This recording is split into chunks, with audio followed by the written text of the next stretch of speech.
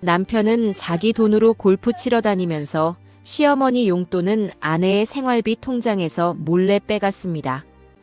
효도는 셀프, 계산은 아내와 하는 뻔뻔한 남편의 만행에 며느리는 마침내 칼을 빼드는데, 다음 날 아침 며느리가 남편에게 내민 이것 때문에 집안이 발칵 뒤집힙니다. 며느리 한유나 씨의 밤은 언제나 주방 식탁에서 끝이 났습니다. 모두가 잠든 깊은 밤, 그녀는 스탠드 불빛 하나에 의지해 이번 달의 지출 내역을 정리하는 것으로 고단한 하루를 마무리했죠. 그녀의 앞에는 각종 공과금 고지서와 낡은 가계부가 어지럽게 놓여 있었습니다. 유나 씨의 입에서 깊은 한숨이 새어나왔습니다. 아무리 계산기를 두드려봐도 이번 달 역시 마이너스였기 때문이죠. 그녀는 빠듯한 살림에도 두 아이를 남부럽지 않게 키우기 위해 자신의 옷 한 벌 사는 것까지 아껴가며 허리띠를 졸라매고 있었습니다. 바로 그때 그녀의 휴대전화에 알림이 하나 떴습니다. 새로운 취미용품 쇼핑몰의 광고 메시지였죠. 그것을 보는 순간 유나 씨의 머릿속에는 남편 민준의 얼굴이 떠올랐습니다. 그녀가 이렇게 한 푼이라도 아끼려 발버둥 치는 동안 남편 민준은 주말마다 값비싼 골프채를 휘두르거나 낚시 동호회 사람들과 원정 낚시를 떠나기 바빴습니다. 그는 자신의 월급을 고스란히 자신의 취미 생활과 유흥비로 탕진했고 정작 가게에는 한 푼도 보태는 법이 없었죠. 그래, 내역이나 한번 확인해보자. 불안한 마음에 유나 씨는 휴대전화를 들어 생활비 통장의 거래 내역을 확인하기 시작했습니다. 그 통장은 그녀의 월급으로만 운영되는 이 집안의 유일한 생명줄과도 같은 것이었습니다. 거래 내역을 내려보던 그녀의 손가락이 한 지점에서 우뚝 멈췄습니다. 바로 오늘 오후 남편의 이름으로 100만 원이라는 거액이 인출된 기록이 선명하게 찍혀 있었기 때문입니다. 상해 한마디 없이 또다시 생활비 통장에 손을 댄 것이었습니다.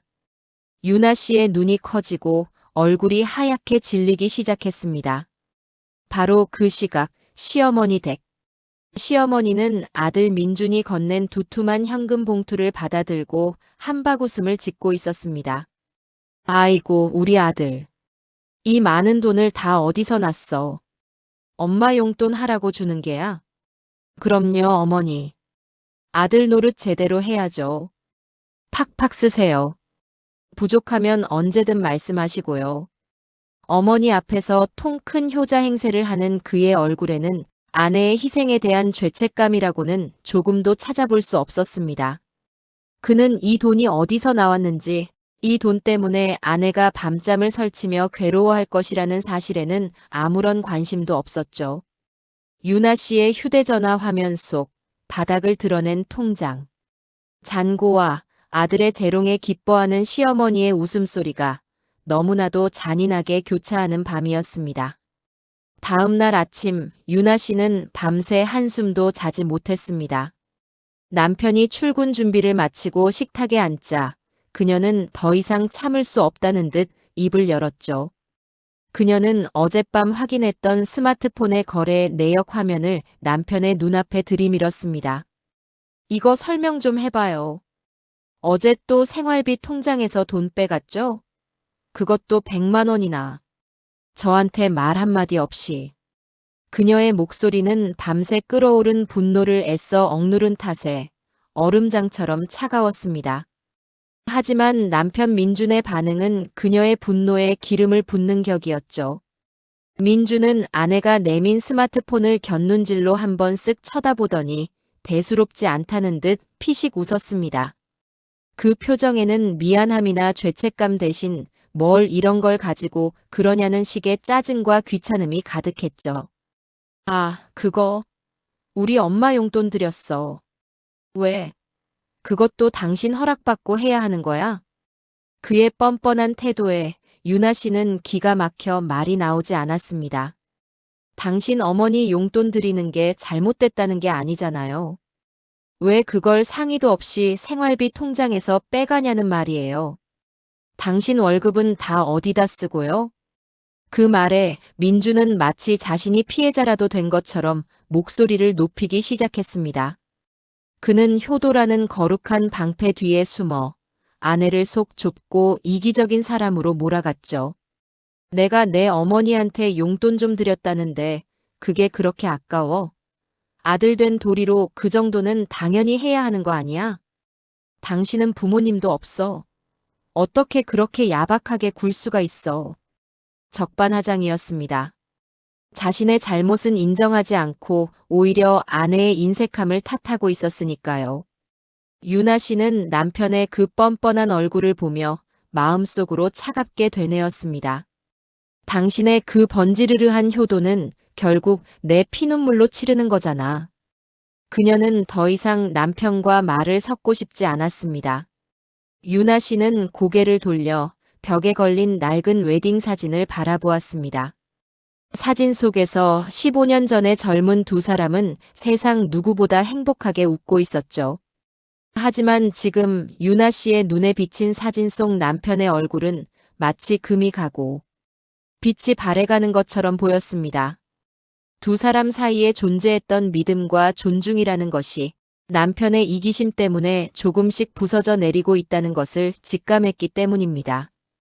그녀는 이대로 가다가는 자신뿐만 아니라 이 가정 전체가 무너져 내릴지도 모른다는 위기감을 느꼈습니다.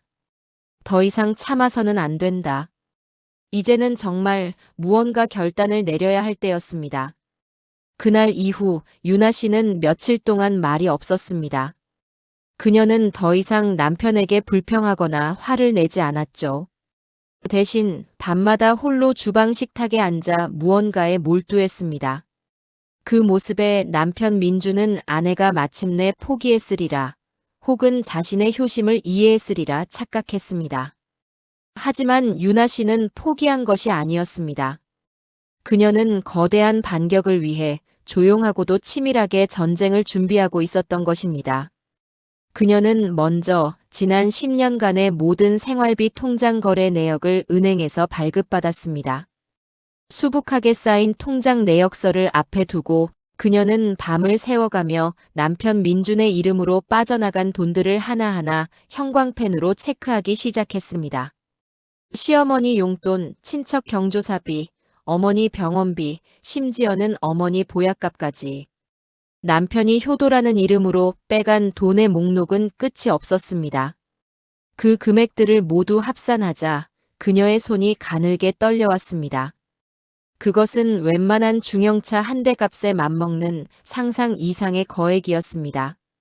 이 돈을 메꾸기 위해 자신이 얼마나 많은 밤을 잠 못 이루고 얼마나 많은 것을 포기하며 살아왔던가. 그녀의 눈에서 뜨거운 눈물이 흘렀지만 이내 굳은 결심과 함께 눈물을 닦았습니다. 다음으로 그녀는 컴퓨터를 켜고 인터넷에서 법률 서식 하나를 내려받았습니다. 그것은 바로 채무사실 확인서였습니다. 그녀는 형광펜으로 체크한 내역들을 날짜와 금액, 그리고 사유까지 한 줄 한 줄 정확하게 문서에 기입하기 시작했습니다. 마치 한 회사의 비리를 고발하는 내부 고발자처럼 그녀의 표정은 비장하기까지 했습니다. 마지막 항목까지 모두 기입한 그녀는 문서의 가장 아랫부분에 채무자 박민준, 채권자 한유나라고 자신의 이름과 남편의 이름을 나란히 적었습니다. 그녀는 그것으로도 모자라 가계 경제분리 합의서라는 또 다른 문서도 작성했습니다. 향후 모든 수입과 지출은 각자 관리하며 공동생활비는 매월 동일한 금액을 각출한다. 시댁 및 친정에 대한 모든 지원은 각자의 개인 비용으로 해결한다. 그것은 아내로서의 마지막 관용을 거두고 남편을 완벽한 경제적 동업자로 규정하는 그녀의 차가운 독립선언서였습니다. 모든 서류 작성을 마쳤을 때 창밖은 이미 동이 트고 있었습니다. 유나 씨는 밤새 작성한 두툼한 서류 뭉치를 바라보았습니다. 그것은 지난 10년간의 자신의 고통스러운 희생에 대한 기록이자 앞으로 시작될 새로운 삶에 대한 결연한 의지의 증거였습니다. 더 이상 물러설 곳은 없었습니다. 이제 이 지긋지긋한 굴레를 끊어낼 시간이었습니다. 다음 날 아침, 여느 때와 같이 평화로운 아침 식사 시간이었습니다. 남편 민주는 어젯밤 새로 산 낚싯대 자랑을 늘어놓으며 주말 낚시 여행 계획에 들떠 있었죠. 그는 며칠간 말이 없던 아내 유나가 마침내 자신을 이해해주기 시작했다고 굳게 믿고 있었습니다. 커피를 한 모금 마시며 신문을 들던 그의 앞에 유나 씨가 조용히 서류 뭉치 2개를 내려놓았습니다. 하나는 채무사실 확인서, 다른 하나는 가계 경제분리 합의서였습니다. 이게 뭐야? 민주는 귀찮다는 듯 서류를 집어들었습니다. 하지만 서류의 제목을 확인하는 순간 그의 얼굴에서 웃음기가 싹 사라졌습니다. 그의 눈이 서류에 적힌 빼곡한 숫자들과 자신의 이름이 적힌 채무자라는 글씨를 훑어내리며 경악으로 물들어갔습니다. 한유나, 너 지금 제정신이야? 이게 다 뭐냐고. 나를 빚쟁이 취급하는 거야, 지금. 그의 목소리는 분노로 떨리고 있었습니다. 자신의 모든 효도가 아내에게는 채무로 기록되어 있었다는 사실에 그는 엄청난 배신감을 느꼈습니다.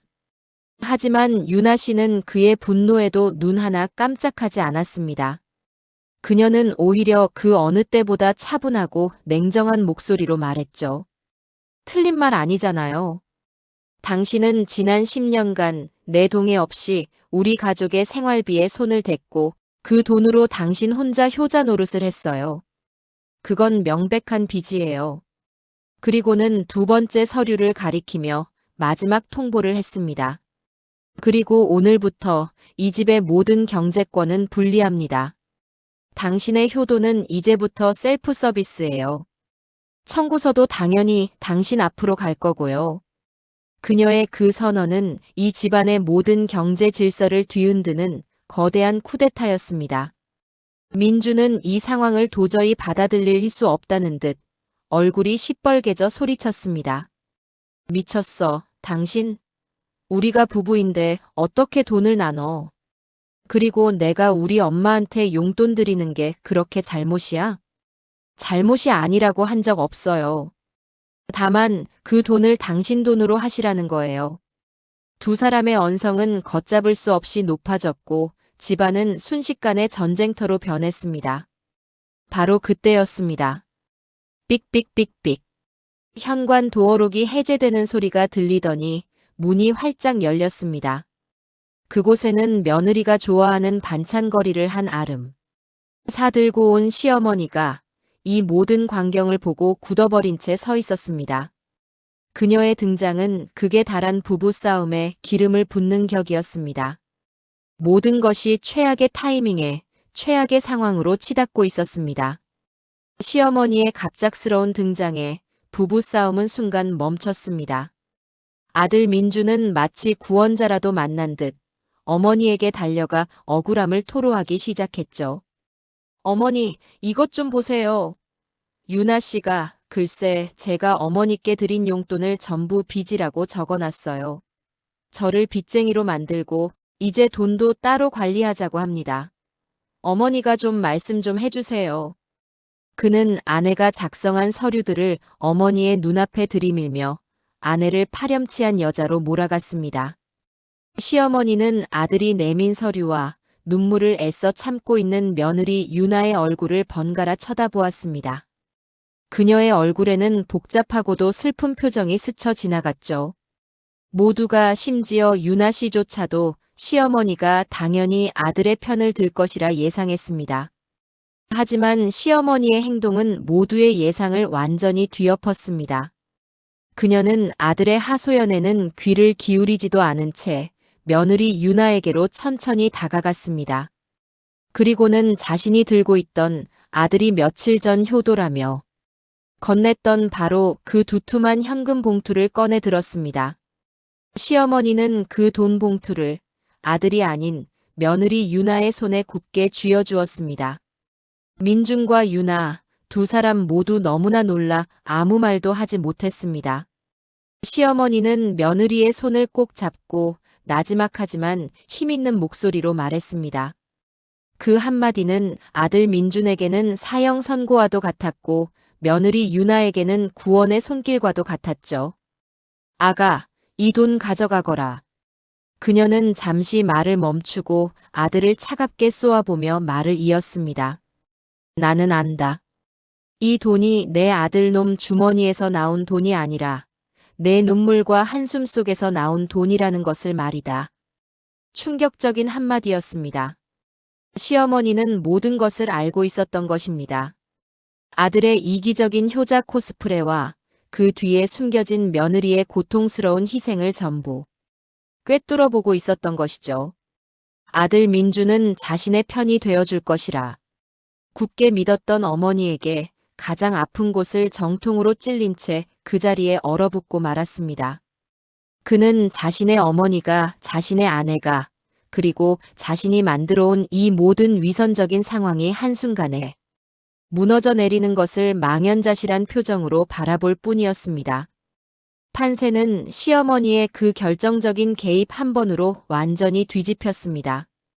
아들 민주는 어머니의 충격적인 행동에 마치 망치로 머리를 한 대 맞은 듯 아무 말도 하지 못했습니다. 시어머니는 그런 아들을 향해 실망과 안타까움이 가득 담긴 눈빛으로 돌아섰습니다. 그리고는 평생 한 번도 아들에게 해본 적 없던 서늘하고도 지혜로운 꾸짖음을 시작했죠. 민준아, 내가 아내 몰래 빼돌린 돈으로 사다 준 이 봉투가 이 어미에게는 기쁨이었을 것 같으냐? 그녀는 아들이 보는 앞에서 며느리에게 건넸던 바로 그 채무 확인서를 집어들었습니다. 그리고는 그것을 아들의 눈앞에서 반으로 쫙 찢어버렸습니다. 어머니. 유나 씨가 놀라 소리쳤지만 시어머니는 손을 들어 그녀를 제지했습니다. 아가, 이런 종이는 필요 없다. 진짜 빚은 이런 종이에 쓰는 것이 아니기 때문이다.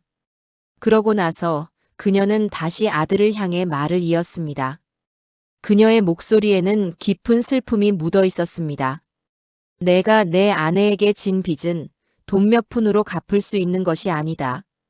그것은 지난 10년간 내 아내가 흘렸을 눈물이고 잠 못 이룬 밤이며 포기해야 했던 자기 인생이다.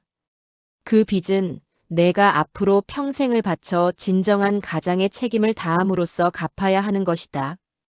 회상 시작. 유나 씨의 눈앞으로 시어머니의 숨겨진 모습들이 스쳐 지나갔습니다.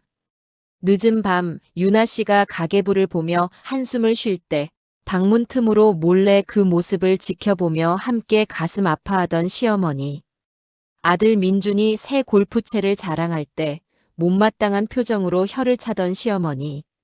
그리고 며칠 전 며느리 몰래 부동산 중개업을 하는 친구에게 전화를 걸어 혹시 우리 며느리 이름으로 작은 상가 자리라도 하나 알아봐 줄 수 있겠나?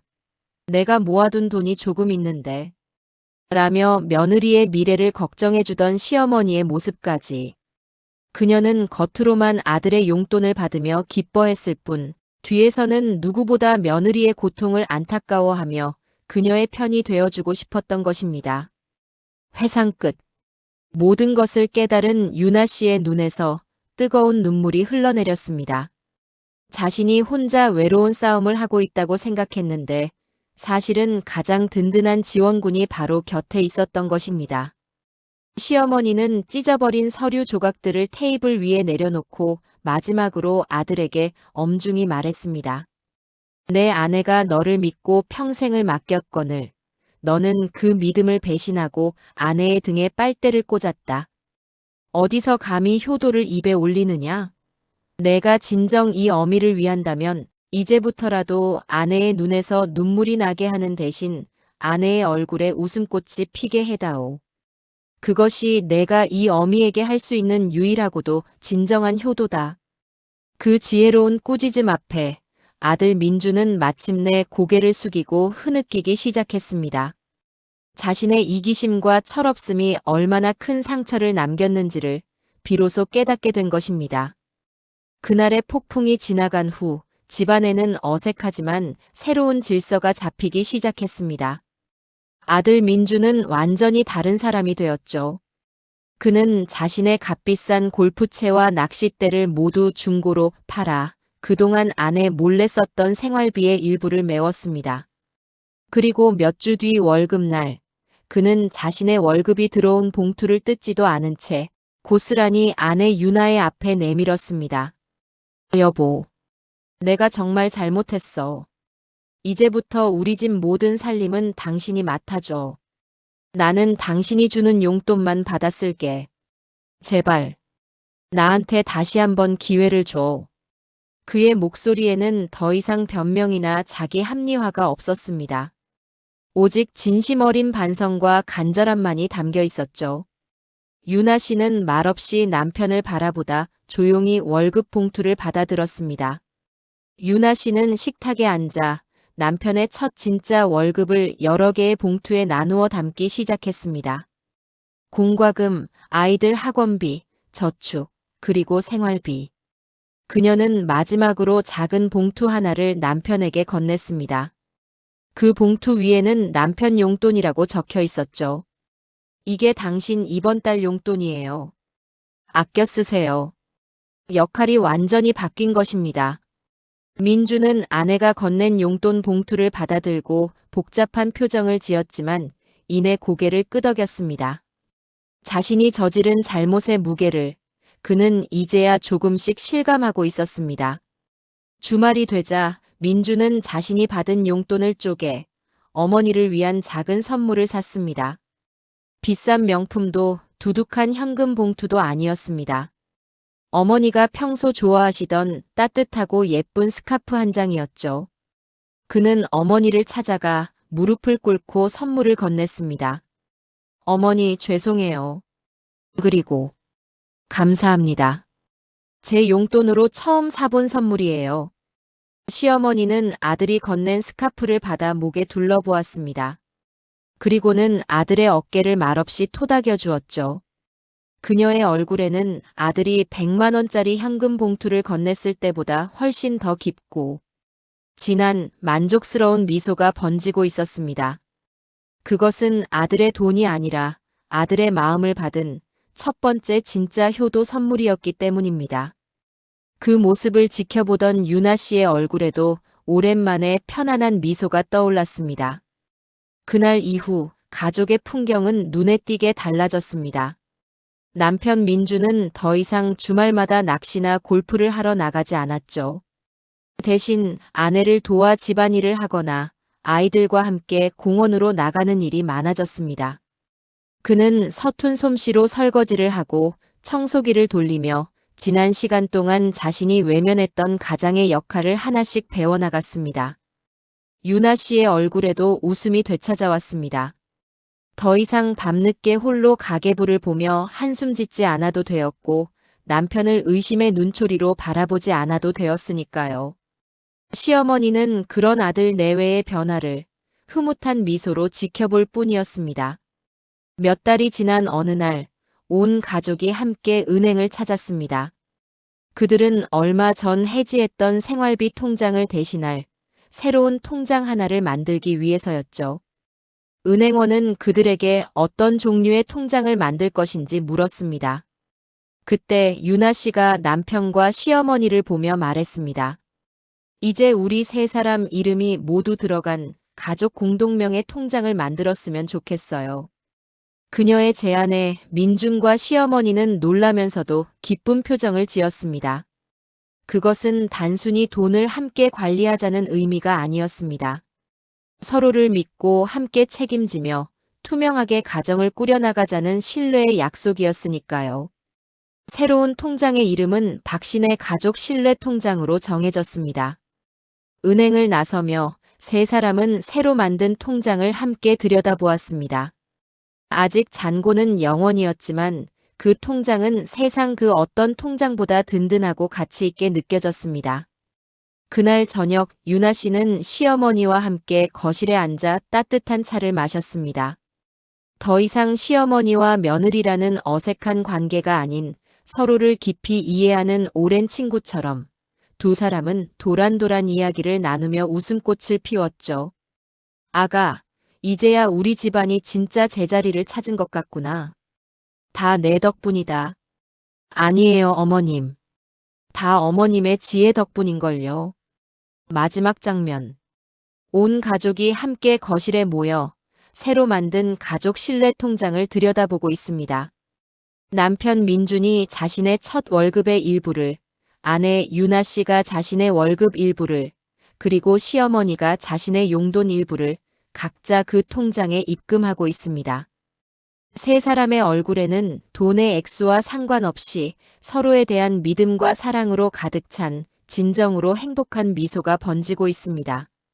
돈 때문에 무너졌던 가족이 역설적으로 돈을 통해 서로의 소중함을 깨닫고 신뢰라는 이름 아래 더 단단하게 하나가 되는 순간이었습니다. 이 가게에 마침내 건강하고 새로운 경제 질서와 평화가 찾아온 것입니다. 아들의 철없는 효자 코스프레를 모두 꿰뚫어 보고 있던 시어머니. 며느리가 내민 채무 확인서 앞에서 그녀는 과연 누구의 편을 들어줄까요? 상상조차 하지 못했던 시어머니의 통쾌한 한방이 궁금하시다면 구독과 좋아요로 이 가족의 앞날을 함께 지켜봐 주세요.